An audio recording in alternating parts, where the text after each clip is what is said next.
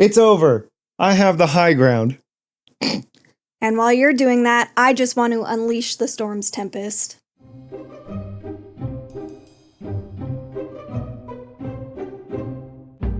Welcome to MTG Unraveled, where we each choose a magic card and over-explain it to distract you from your current hyperfixation. I'm Rafa. And I'm Ryan.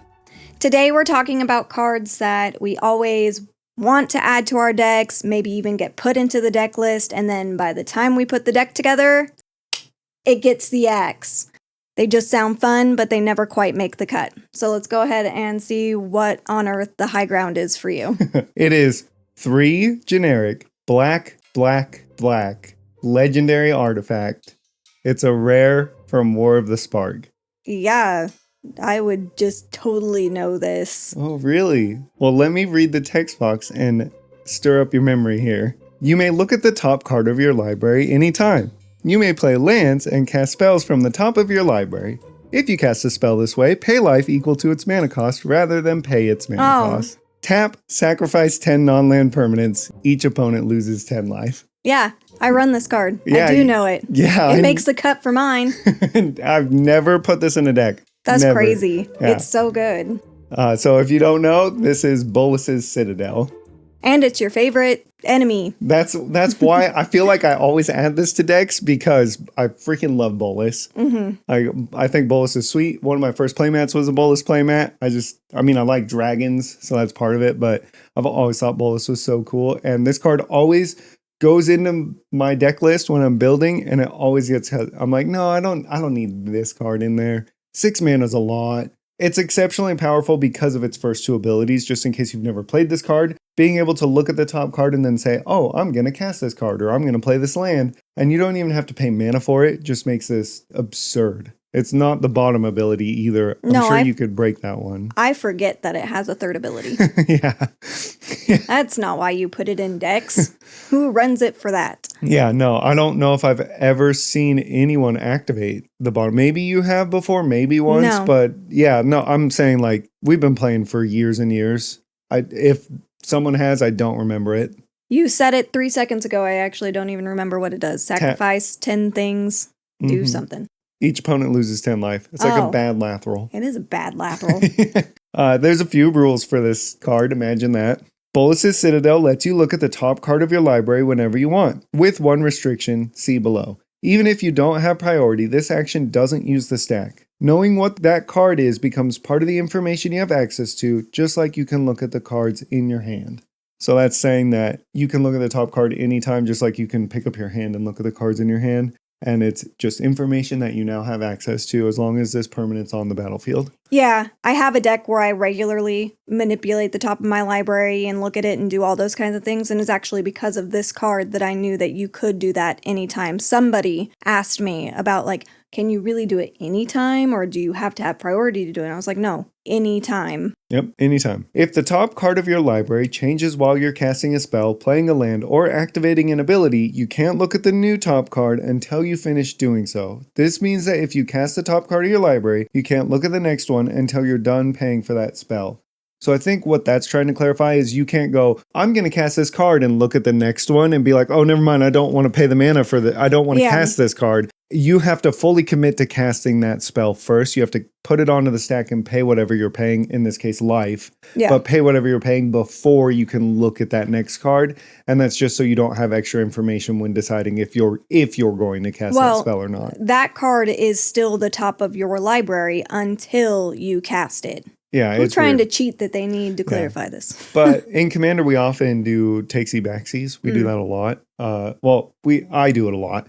But if I put a spell onto the stack from the top of my library with the Bolas's Citadel, and then looked at the next one, and then found out, oh shoot, I can't cast this spell, how much would you consider that cheating? Would you want me to shuffle my library?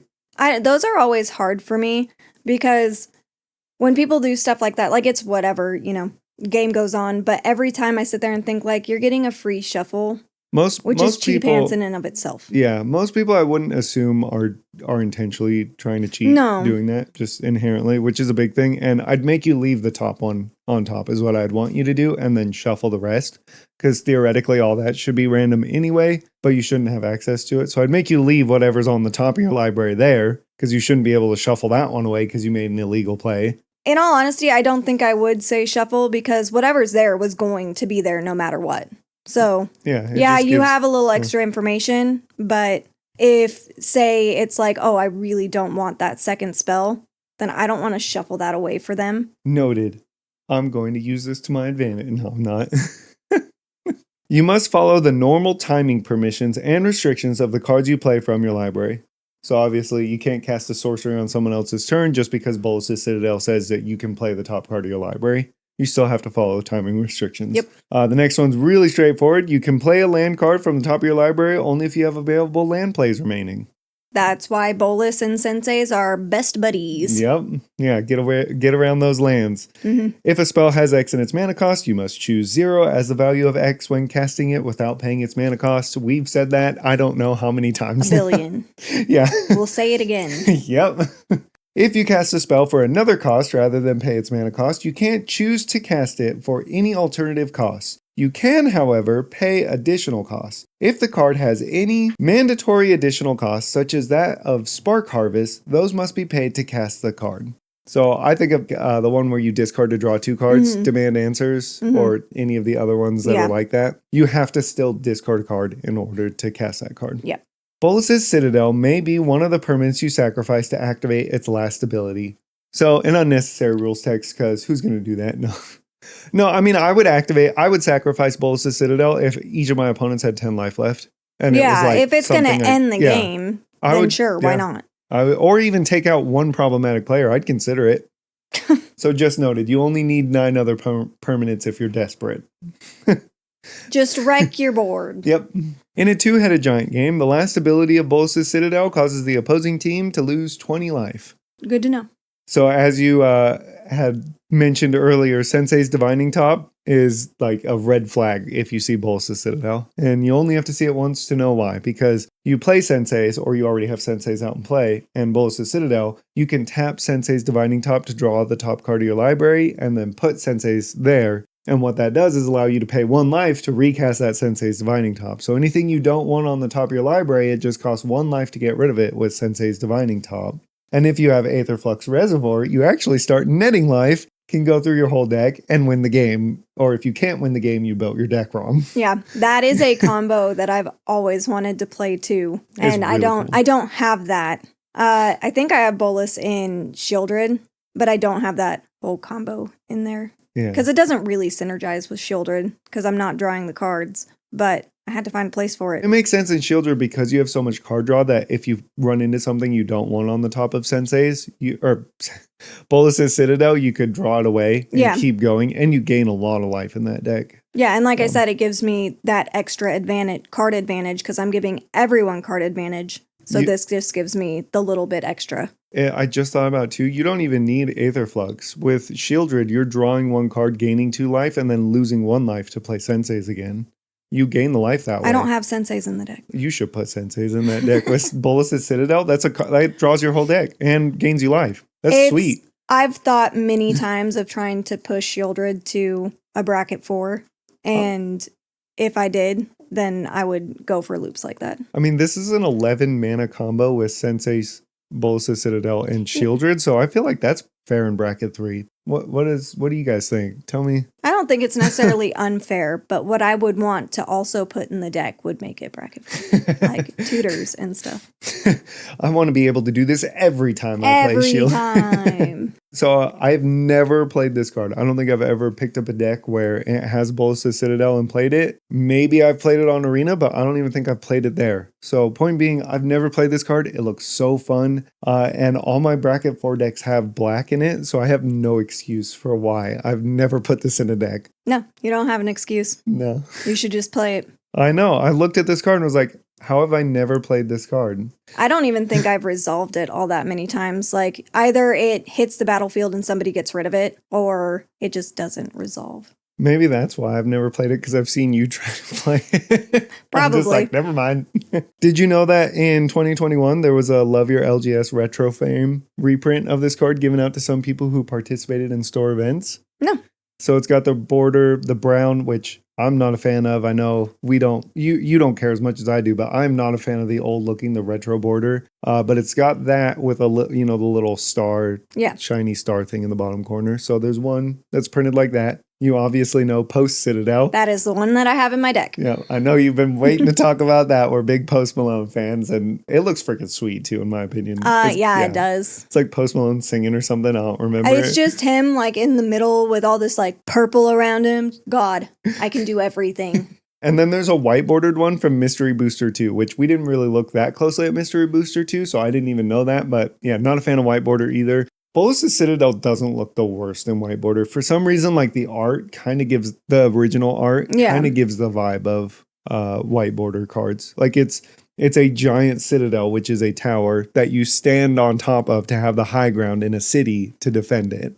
Oh, now I understand your teaser. Hence the teaser. Yep. And it's Bolas' Citadel, so back off of it.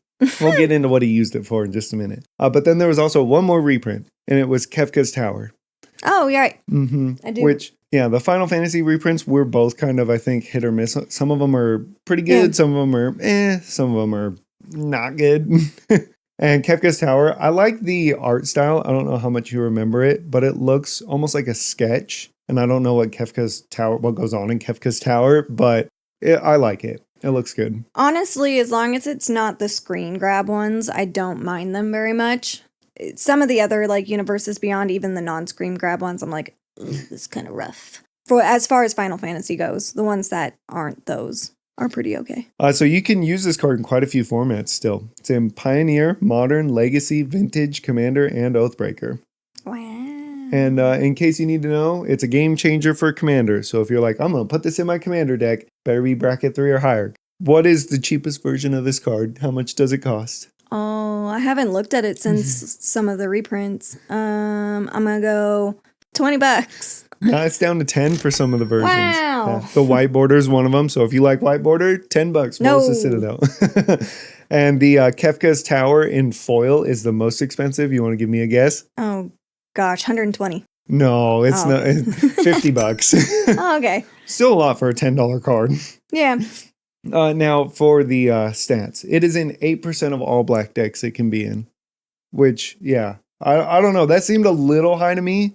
It's a 6-mana artifact, but I guess, people want to play with power. Yeah. So they'll shove it in there, unlike you. Yeah. 1 in every 12 decks has a Bolas' Citadel if it's got black in it.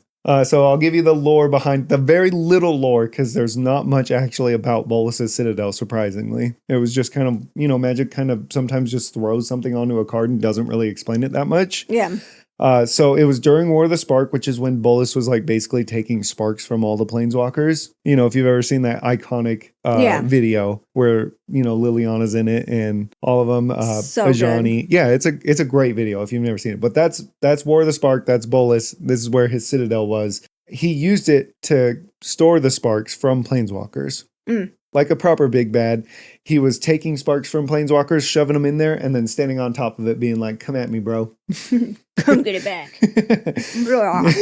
It makes sense why this card gives you all the power that it gives you when you play it. It's got literal Planeswalker sparks stored inside of it. You should be able to break the game, basically. Which it pretty much does. Yeah. So what do you think of Bolas' Citadel? Oh, I love Bolas' Citadel. It is super fun to play. It is super powerful. It just hits all the marks of great Magic.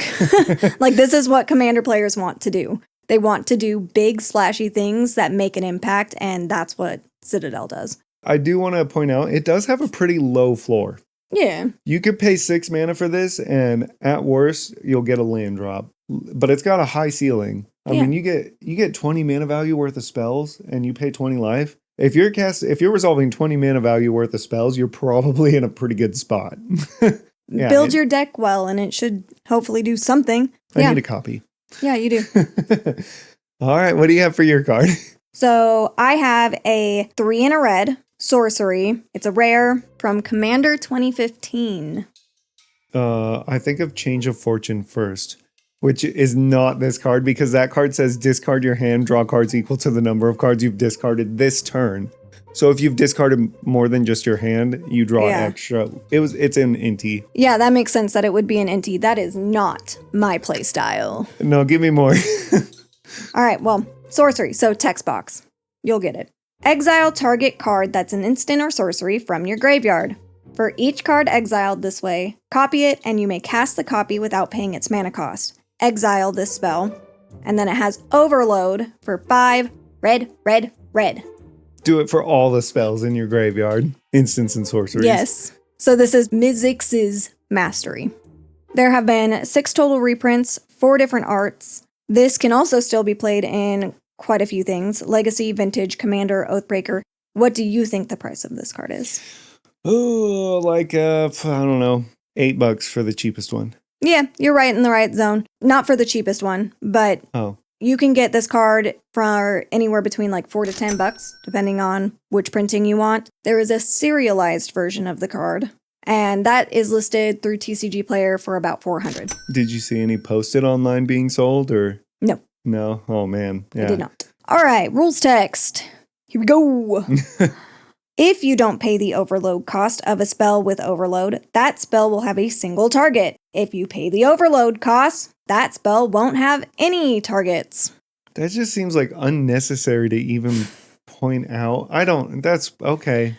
Just in case someone's like, I don't really understand what overload does. I think the real point is overload doesn't target because it applies it to all of whatever the targets could have been. Maybe overload just seems intrinsic to me because of the fact that Cyclonic Rift is an overload spell. Yeah, that's a really big spell that gets played really often. People are pretty familiar with overload because of Cyclonic Rift. Yeah. And there's plenty of other cards that have overload on it too. Because a spell with overload doesn't target when its overload cost is paid, it may affect permanents with hexproof or with protection from the appropriate color.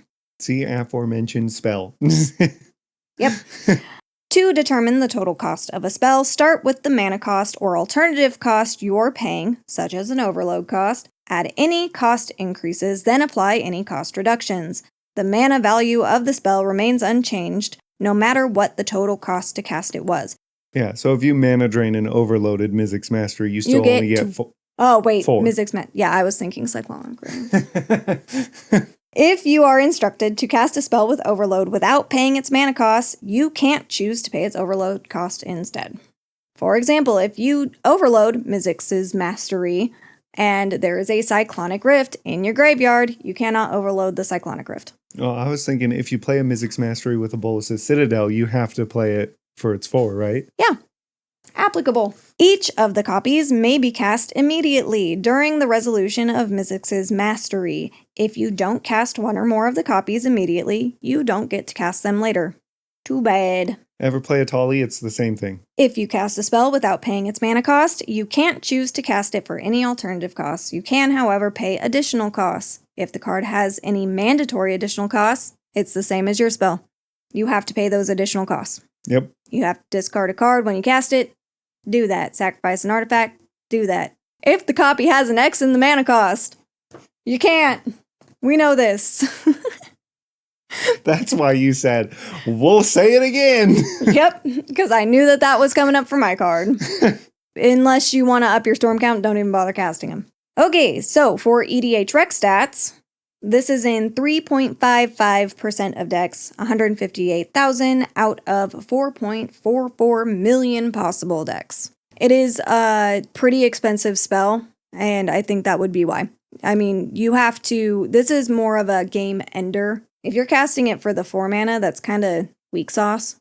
Like, that's a last-ditch effort kind of thing. You really want to overload it. No, I'd be curious to know what percent of Storm decks run this card, but I don't know if there's a way to even find that out. I don't know percent of Storm decks, but I do have the top commanders that it's played in. There we go. That's a pretty good indication. Yeah. So the number 1 deck that it's played in is Veyron, Voice of Duality, and it's in 59% of Veyron decks. Okay. Veyron is a 1 blue-red 2/2 legendary creature, Ifrit, wizard. It's got Magecraft. Whenever you cast or copy an instant or sorcery spell, it gets +1/+1 until end of turn. Or if casting an instant or sorcery spell causes a triggered ability of a permanent you control to trigger, that ability triggers an additional time. Veyron is like one of the number one Storm commanders. That makes sense. And it's in more than half of those decks. The second most played commander is actually a newer commander. It's Lorehold the Historian, and it's in 58% of Lorehold decks on EDHREC. Lorehold's freaking sweet. Lorehold is sweet, if you don't know. 3 red, white, 5/5 legendary creature, Elder Dragon. Flying, haste. Each instant and sorcery card in your hand has Miracle 2.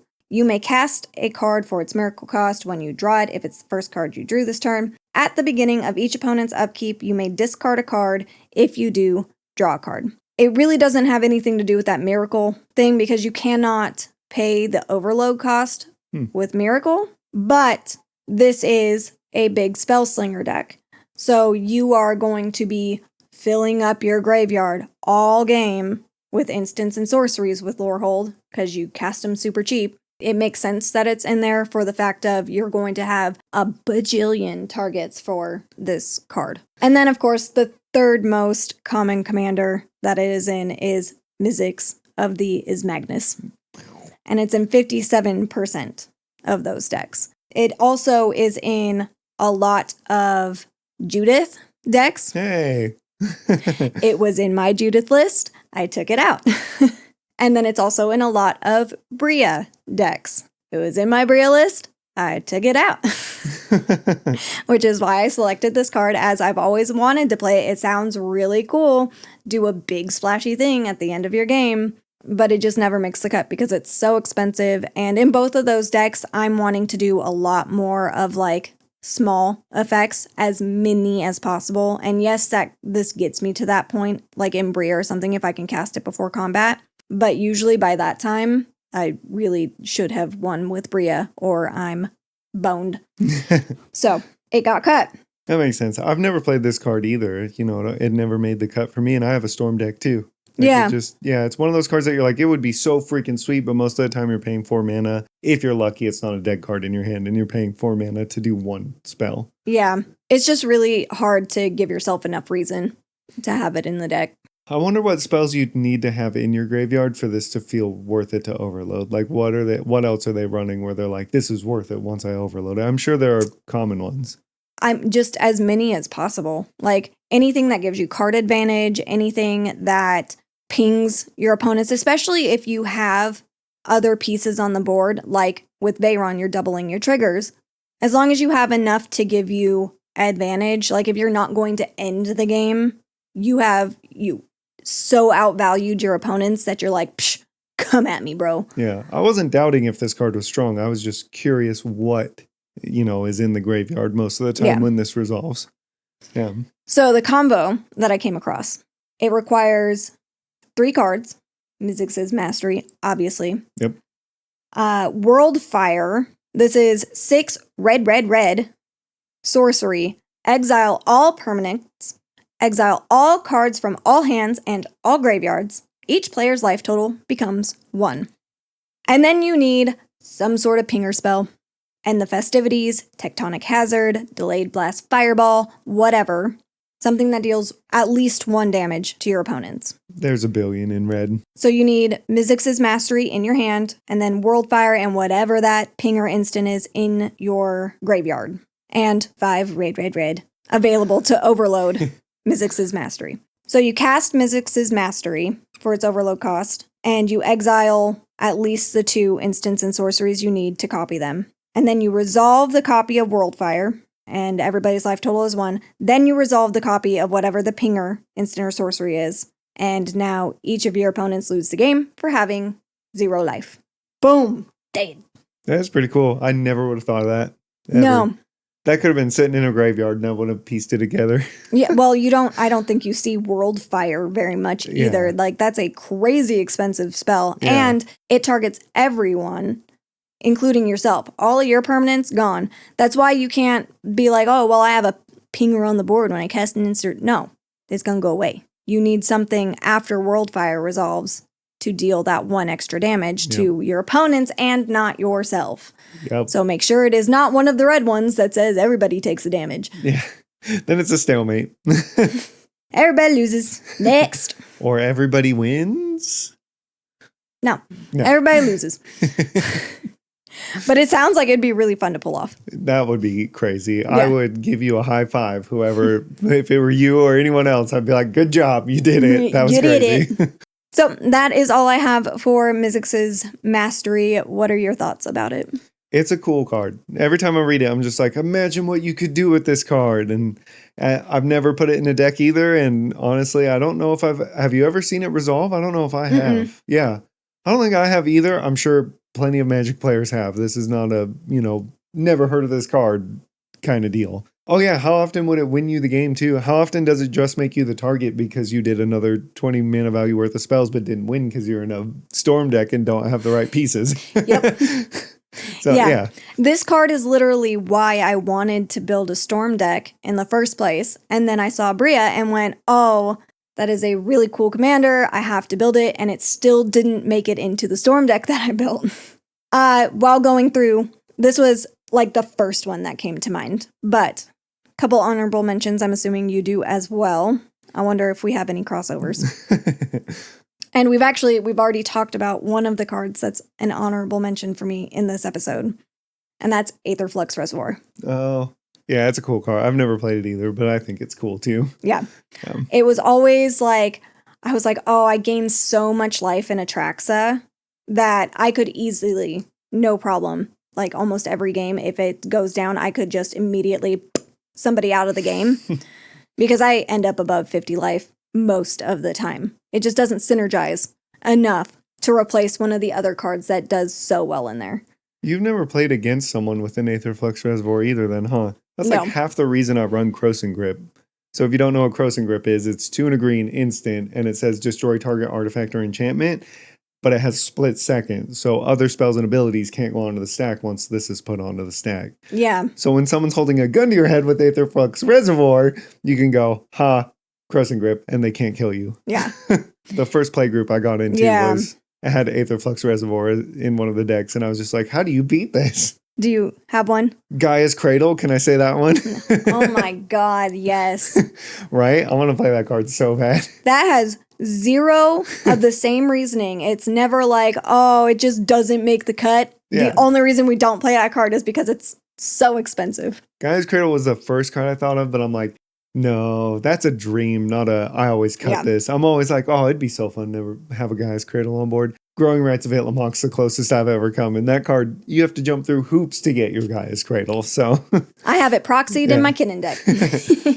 But no, I don't really have a lot of cards that I feel like I put in decks and then cut it every time. Like Bolas' Citadel really does feel like an exception to me. Most of the time I'm putting in cards that aren't generically just strong. They go with whatever I'm doing. And so the decks don't have a lot of crossover like that. Yeah. But Bolas' Citadel, for some reason, I always see that card. I'm like, I want to play this card. And then it never makes the final cut. Yeah. I had one other card, and that's Omniscience. Oh, yeah, that makes sense. That card's cool, too. Yeah, 7 blue enchantment. You may cast spells from your hand without paying their mana cost. Yeah. I had put it in my Atris list and cut it because, again, like, a 10 mana enchantment in a bracket 4 deck just feels bad. It just seems like so much fun, but it just never finds a place. It is really cool. It's a cool card. Well, that is all that we have for our cards today. But before we close out our episode, we like to talk about something that we have been hyperfixated about. And you have something that we have been hyperfixated on lately. Yes, it's terrible. So I've been listening to the Mana Bonded podcast because I recently found out they exist and they're freaking awesome. Go check them out. But Josh on there, the host, he was at one point playing Slay the Spire. And I basically completely forgot that game existed until I heard him say he's been playing it. I was like, oh, I should pick that up and try it again. And I told you should try it too. I think you'd like it. And I've been playing way too much Slay the Spire the last week and a half, 2 weeks. Literally, I started playing it first and then you saw me playing it and you were like, yep, me too. I think I had seen you play it at one point and I'm pretty sure that I disregarded it like a lot of your other weirdo little games that you play. Because it's not something that I would probably have chosen to pick up and play on my own. I don't usually play games like that, but holy moly, is that game addicting. Yeah. And so frustrating. The crossover, too, from Magic player to Slay the Spire is not far. It's a roguelike deck builder, so you basically, you gamble building decks to try and beat the game, and that's very Magic-coded, gambling and building decks.